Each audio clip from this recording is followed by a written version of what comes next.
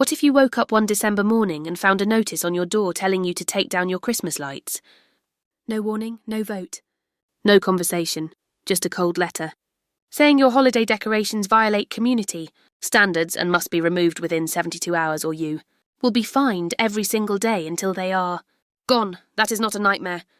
That is exactly what happened to an entire neighbourhood when their HOA decided to go to war against Christmas. And trust me when I say this community did not go down without a fight. Stay right here because this story has drama, betrayal, legal battles, and one of the most satisfying endings you will ever hear. Welcome back to the channel. If you are new here, we tell the most outrageous, unbelievable and jaw-dropping HOA stories from real neighbourhoods across America. Today we are getting into a holiday showdown that made national headlines and changed the way one community looked at their HOA forever. Hit that subscribe button right now because new stories drop every single week and you do not want to miss a single one. It is early December. The air is cold. Kids are counting down the days to Christmas. Families are pulling boxes of decorations out of storage. Strings of lights are going up on rooftops. Inflatable Santas are appearing on front lawns. Nativity scenes are being carefully arranged near front doors. This is Maplewood Estates, a mid-sized residential community of about 200 homes, a tight-knit neighbourhood where people have celebrated Christmas together for over 20 years. Block parties, cookie exchanges, caroling on Christmas Eve. This place took the holidays seriously. Every year without fail, the neighbourhood transformed into something out of a holiday movie. Houses competing in the most friendly way possible for the best decorations. Kids running from yard to yard to see whose display was the most impressive. Families driving in from other neighbourhoods just to walk the streets and take it all in. It was tradition. It was community. It was home. And then the HOA got a new board president. His name was Gerald. Not his real name, but the attitude is very real. Gerald moved into Maplewood Estates about 18 months before all of this happened. He seemed fine at first, friendly enough, attended a few community events, waved to his neighbours. But once he ran for HOA board president and one thing started to change very quickly. First he updated the noise complaint policy. Then he cracked down on lawn maintenance schedules. Then he started sending letters about approved paint colours for mailboxes. Residents were frustrated, but they tolerated it. Rules are rules, they told themselves. Then December came. Gerald sent out a community-wide notice. And what was in that notice stopped people mid-sentence at their dinner tables. The notice stated that effective immediately, all exterior holiday decorations were prohibited unless they received prior written approval from the HOA board. Any decorations already displayed must be removed within 72 hours. Violations would result in a daily fine of $50 until the decorations were taken down. $50 per day for Christmas lights. The neighbourhood erupted. Within hours of that, notice going out phones were ringing across Maplewood. Estates.neighbours who had never spoken more than a few words to each other were suddenly standing in each other's driveways having long conversations. Group chats were blowing up. Someone printed copies of the notice and taped them to the community bulletin board with the word "Unbelievable" written across the top in red marker. One resident named Patricia had lived in Maplewood Estates for 19 years. She had won the neighbourhood decoration contest 4 times. She was known for her display that included over 3,000 lights, a handcrafted wooden sleigh and a full nativity scene that she set up personally every single year. Patricia read that letter and picked up the phone. She called every neighbour she could reach. And by the following evening, she had organised an emergency community meeting at the local church down the road. Over 140 residents showed up, 140 people, to talk about Christmas lights. That should tell you everything you need to know about how this community felt. At the meeting, people were emotional. Some were angry. Some were in disbelief.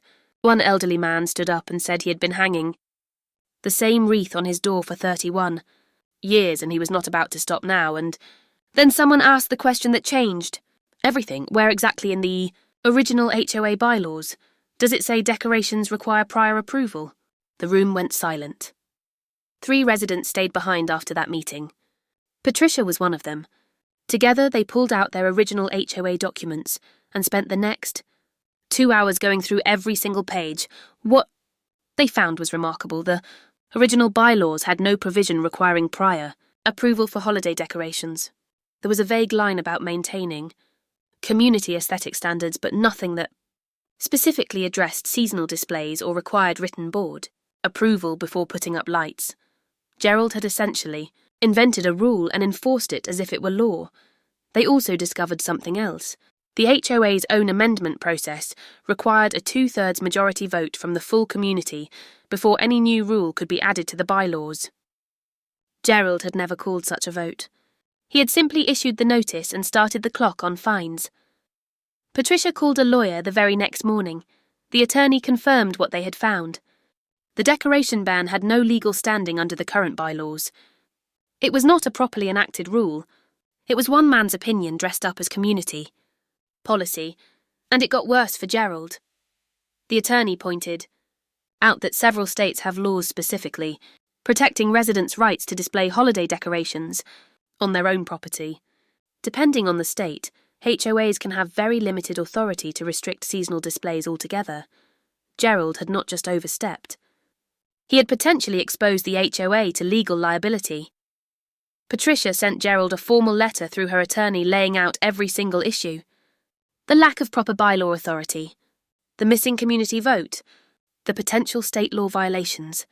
She gave him 1 week to rescind the decoration ban in writing. Gerald's response? He sent out a second notice, doubling down. He claimed the board had the authority to interpret community standards and that the decoration ban was within their existing powers.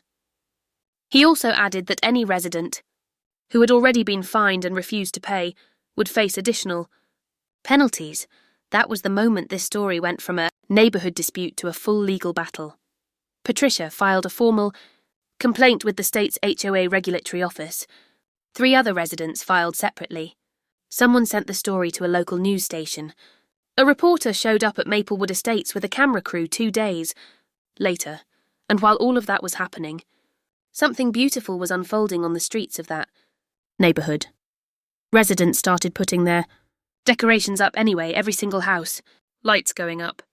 Wreaths on every door. Inflatables on every lawn.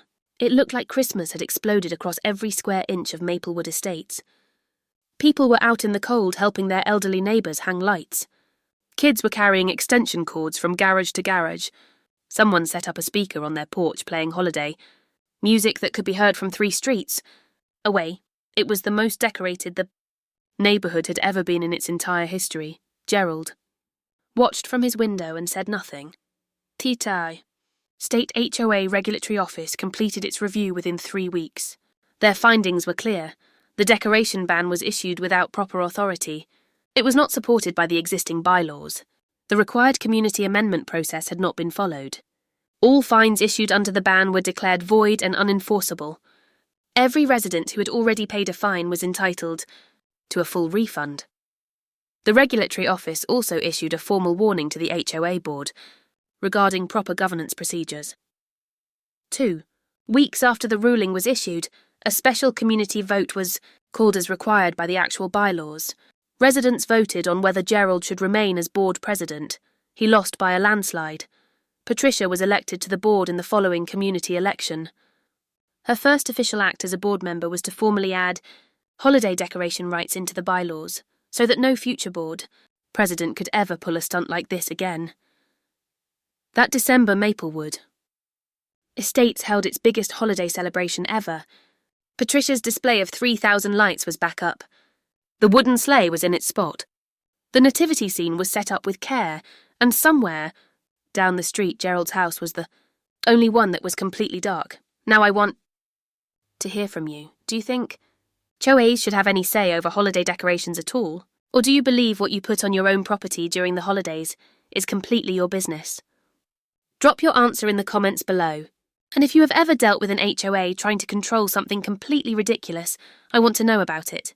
Share your story in the comments or send it through our community tab. Your story could be featured on this channel next. If this video gave you that satisfying feeling of justice being served, please hit the like button. It helps more people find this channel. And subscribe so you never miss a story. Because next week we have a story that makes this one look tame. I will see you in the next one.